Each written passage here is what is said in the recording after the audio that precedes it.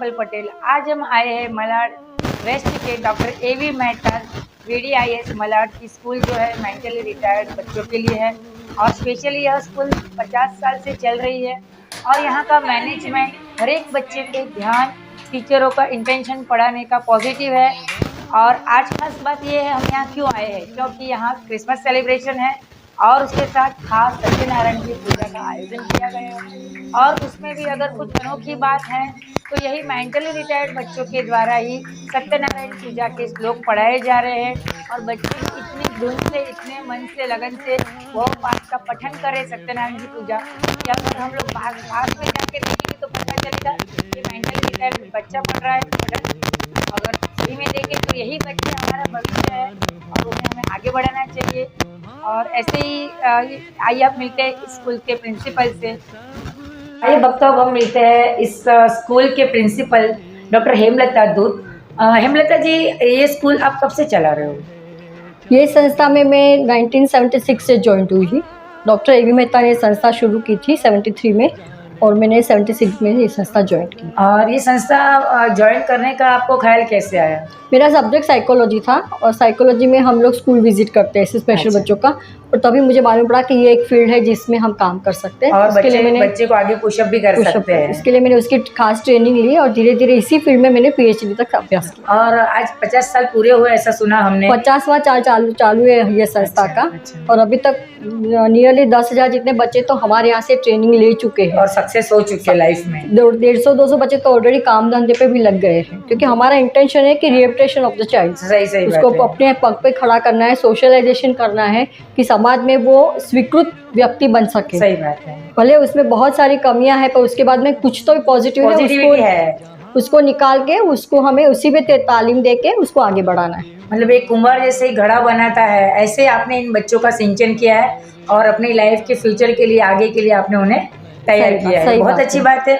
और समाज के लिए कुछ मैसेज है क्या मैम? नहीं, पहले तो बात यही है कि एक्सेप्ट करो, क्योंकि समाज में पहले एक्सेप्ट करना बहुत जरूरी है। आपको पेरेंट्स को जब ऐसे बच्चा आता है तो उनको लगता है नहीं मेरा बच्चा ऐसा नहीं है, वो एक्सेप्ट करने में बहुत टाइम लगता है और वो टाइम लगाने में बच्चा बहुत लूज होता है, पीछे हो जाता है, क्योंकि उसका सही टाइम जो है वो टाइम चला जाता है उसका, और कॉन्फिडेंस भी उसका डिमोनिश हो जाता है। और बहुत बार ऐसे हमने देखे कि 8-9 स्टैंडर्ड तक वो लोग पुश करते बाद में हमारे पास लेके आते तब बच्चा पूरा साइकोलॉजिकल प्रॉब्लम से भरा रहता है, क्योंकि उसको जो मिलना चाहिए वो नहीं मिला है, जिसको जो नहीं आता है वो ही सिखाया गया है, राइट एज पे राइट नॉलेज नहीं मिला है उसको जो एक्टिव। क्योंकि यहाँ पे हमारा फील्ड है कि अगर बच्चा पढ़ता भी है तो हम 10वीं तक 12वीं तक भी पढ़ाते हैं, और पढ़ाने के साथ साथ में एक्स्ट्रा एक्टिविटीज इतनी है कि उसमें उसका पर्सनैलिटी डेवलप होता है। और पढ़ना उनके लिए तकलीफ है, ये उनका है, और जब तकलीफ है उसी को हम 24 घंटा पढ़ाएंगे तो बच्चा साइकोलॉजिकल डिस्टर्ब हो जाता है, कंफ्यूज हो जाएगा। तो यहाँ पे ऐसा है कि बाकी सब में जो उसको कॉन्फिडेंस मिलता है, उसका पर्सनैलिटी डेवलपमेंट होता है, वो उसको इसमें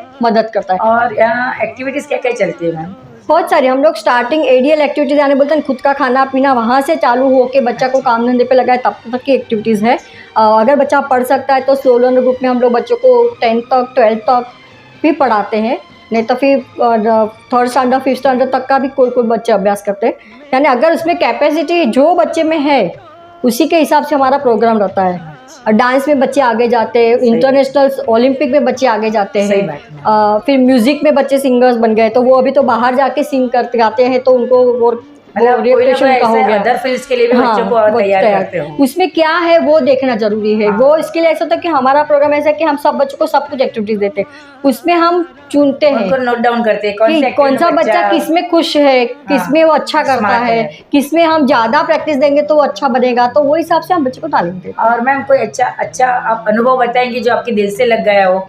यहाँ बच्चों को पढ़ाते इतने साल हो गए, बहुत सारे अनुभव तो बहुत सारे। अभी लेटेस्ट में एक एग्जांपल आपको दूं कि मेरा एक बच्चा अभी क्रॉसवर्ड में काम पे लगा। अभी क्रॉसवर्ड में जब वो काम पे लगा तो उसने 10th पास नहीं किया था, 8th स्टैंडर्ड तक उसने स्टडी की, पर उसको कंप्यूटर भी आता, कंप्यूटर भी हम सिखाते हैं बच्चों को, तो कंप्यूटर भी आता था, पर वो थोड़ा स्लो जा रहा था कंप्यूटर में, और वहाँ पे तो उसको वहाँ पे तो वही इस पे ही काम करना है ना, सबको बुक्स ढूंढ के देना, तो उसको उतना रियलाइजेशन था कि मैं पीछे जा रहा हूँ। तो वो फोन करके मेरे को बोलता है मैडम मेरे को मंडे को छुट्टी रहता है ना, वो दिन मैं स्कूल में आके प्रैक्टिस करूंगा और टीचर से थोड़ा और सीखूंगा। तो खुद ने उसने अपना जो वीक पॉइंट है वो वीक पॉइंट उसने कवर किया और अभी हर बार उसको स्टार अवार्ड मिल रहा है।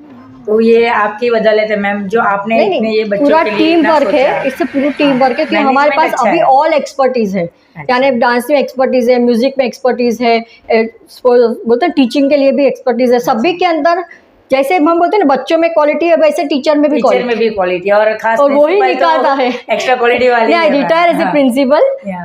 1913 में 2013 में रिटायर, अभी I am working as a director, पर संस्थान से जुड़ी हुई हूँ अभी अभी भी आपका लगाव है लगाव। यहाँ पर। बच्चों के साथ में हमारा वो रहता और है। हमारे समाज में आज ये मॉडर्नाइजेशन इतना आ गया है कि पिछले जो हमारे संस्कार थे, रीत रिवाज थे, और जब से स्पेशलाइज गैजेट्स मोबाइल आ गए हैं तब से बच्चों में और इवन बड़ों में भी मेंटालिटी बहुत बदल चुकी है।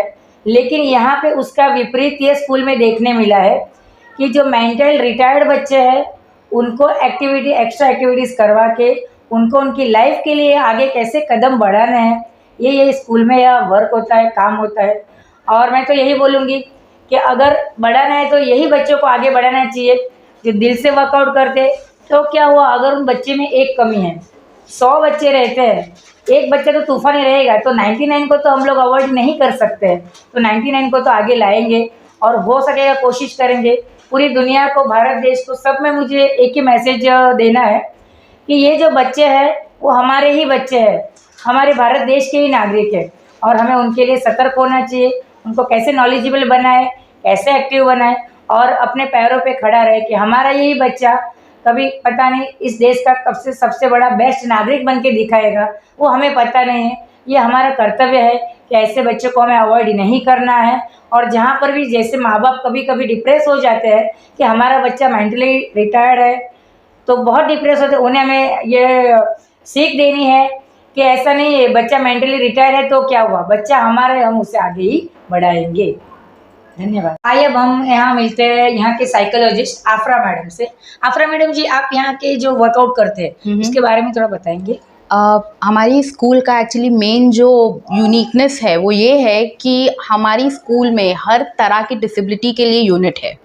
मतलब 0 to 5 ईयर्स से स्टार्ट होते हैं यूनिट, और डे केयर यूनिट जो 18 एंड अबव के सिवियर प्रोफाउंडली चैलेंज्ड अडल्ट्स के लिए है। अब बचपन में जो बच्चों के माइलस्टोन्स डिले होते हैं, ये उन लोगों के लिए यूनिट है 0 to 5 ईयर्स का। एंड देन 5 to 18 के बच्चे स्कूल में होते हैं, उसके अंदर डेली एक्टिविटीज़ और एजुकेशन उनके लेवल IQ लेवल के हिसाब से करते हैं। एक बार वो 5 साल के हो जाते हैं तो उनका IQ मैं करती हूँ और उस हिसाब से उनको क्लासरूम में डाला जाता है।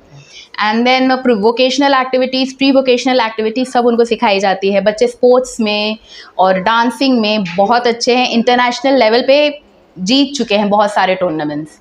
एंड 18 के बाद के जो बच्चे हैं उन्हें हम वर्कशॉप में डालते हैं जिसमें वोकेशनल ट्रेनिंग होती है, और बच्चे प्रोफेशनल लेवल पे सीजनल प्रोडक्ट्स बनाते हैं, जो भी फेस्टिवल है उस हिसाब से वो प्रोडक्ट्स बनाते हैं।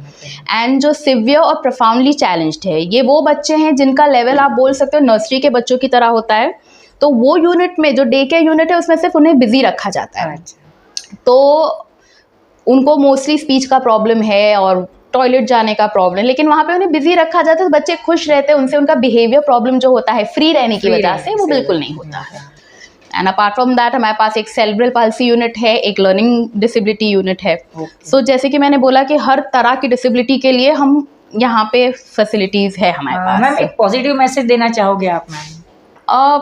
एज हमारे स्कूल का सेइंग है कि इन्हें बोझ मत समझिए, ये अपनी ही संतान है। तो अगर पेरेंट्स को, टीचर्स को छोटे बच्चों में कुछ भी लगे कि जो नॉर्मल नहीं है, जो अलग है थोड़ा, तो उसे उन्हें हमारे पास लाना चाहिए, कोई भी डॉक्टर को दिखाना चाहिए। कि कभी कभी पेरेंट्स नहीं समझ पाते हैं, नहीं कर पाते, एक्सेप्टेंस नहीं आता है पेरेंट्स में, क्योंकि एक बार वो एक्सेप्ट कर लेंगे तो बच्चों के प्रोग्रेस पे बहुत फर्क पड़ता है। तो उन्हें प्रॉपर ट्रेनिंग से हम बहुत आगे बढ़ा सकते हैं और सोसाइटी में नॉर्मलाइज कर सकते हैं। बहुत बहुत धन्यवाद मैम। Thank you. आज हमारे बीच बिग वंडर्स म्यूजिकल जो हमारी संस्था का प्रोग्राम है उसके सुपरस्टार सिंगर नीलेश कारिया है। तो नीलेश कारिया आपके समक्ष एक गीत रजू करेंगे। जाने वालों जरा मुड़ के देखो मुझे, इंसान हूँ मैं तुम्हारी तरह, जिसमें सब को रचा अपने ही रूप से, उसकी पहचान हूँ मैं तुम्हारी तरह, जाने वालों जरा। हमारे नीलेश चारों फूल बरसाओ, मेरा महबूब आया है, मेरा महबूब आया है। बहारों फूल बरसाओ, मेरा महबूब आया है, मेरा महबूब आया है। डॉक्टर एवी मेहता के द्वारा स्थापित ये VD Indian society for mentally challenge में जो मंदबुद्धि के बच्चों और एक यज्ञ के समकक्ष स्तर का कार्य हो रहा है, और हमारे डायरेक्टर डॉक्टर हेमलता दूत के मार्गदर्शन में जो हमारे शिक्षक वर्ग टीचर लोग जो कार्य कर रहे हैं उसका वर्णन करने के लिए शब्दों के द्वारा नहीं हो सकता है, क्योंकि यहाँ एक जो कार्य हो रहा है, जो बच्चे लोग को एक एक बच्चे को माँ बाप भी नहीं घर पे संभाल सकते हैं, उस बच्चे को ऐसे 200 बच्चे हमारे फर्स्ट सुबह की शिफ्ट में 70 बच्चे हैं, और मार्क लिंक रोड पे हमारा सीपी यूनिट भी है, सेरिब्रल पल्सी यूनिट। तो यहाँ जो कार्य हो रहा है वो आप जब जब 2 लोग देखते हैं तो आश्चर्यचकित हो जाते कि ऐसा भव्य कार्य हो रहा है। और हम सभी से ये कहते हैं कि हमारा जो स्लोगन है कि हमारे ये बच्चे को बोझ मत समझिए, ये अपनी ही संतान है, ये हमारे समाज का ही एक भाग है, तो इन्हें हर एक क्षेत्र में मौका मिलना चाहिए। जैसे मैंने बताया कि हमारे जो बच्चे हैं संगीत में बिग वंडर्स हमारा म्यूजिकल प्रोग्राम है, हमारा जो नीलेश कारिया जो मोहम्मद रफ़ी साहब के बढ़िया गाना गाते हैं, उसको इस तरह से तैयार किया, उसको तो अभी भी पता नहीं है कि गाना गाने के बाद माइक रख देना चाहिए, उसको हमारे संदेश हीरे सर ने इस प्रकार हीरा करके बनाया है। और इसी प्रकार हमारा बिग वंडर्स के बच्चे लोग हमारे बैंकॉक में भी कार्यक्रम दे सके, म्यूजिकल एंटरटेनमेंट प्रोग्राम, और हमारे बच्चे काफ़ी ट्रॉफी स्पोर्ट्स में जीत चुके हैं। और जो बच्चे होशियार होते हैं पढ़ने में, वो ओपन स्कूल से एसएससी 12 भी पास हुए हैं, और बहुत से लोग बच्चे को प्राइवेट प्लेसमेंट जॉब भी मिली है। ये हमारे लिए गर्व और गौरव की बात है। हमारे शिक्षक लोग को ये पूरी क्रेडिट जाती है। और धर्म यात्रा चैनल के माध्यम से आप ये हमारे जो VD Indian society for mentally challenge का जो आप दिखा रहे हैं, तो मैं सभी हमारे VDIS के कमिटी मेंबर्स और हमारे जो बच्चे हैं उसके पेरेंट्स को सभी को कहूँगा कि ये धर्म यात्रा चैनल को लाइक कीजिए, सब्सक्राइब कीजिए, ताकि वो इसी प्रकार की निःशुल्क सेवा, जहाँ धर्म का कार्य होता है, धर्म यात्रा चैनल हमेशा अग्रसर रहता है, और वो निःशुल्क, ये उनकी जो सेवा है पूर्ण स्वरूप से निःशुल्क है। तो हमें उसे सहकार देना चाहिए, सपोर्ट देना चाहिए। Thank you very much.